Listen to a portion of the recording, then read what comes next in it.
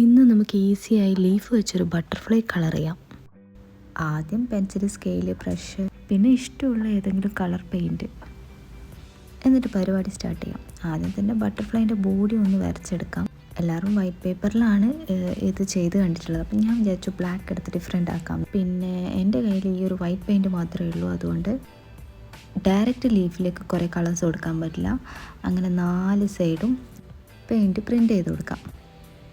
Printing പാളിപ്പോയ കാരണം ഞാൻ pencil വെച്ച് അഡ്ജസ്റ്റ് ചെയ്തു. എന്നിട്ട് ബ്രഷ് വെച്ച് ടച്ച് ചെയ്ത് കൊടുത്തു. പിന്നെ വൈറ്റ്നർ വെച്ച് ബോഡിയുടെ ഔട്ട്ലൈൻ വരച്ചു. അടുത്തത് കളർ ചെയ്ത് കൊടുക്കാം.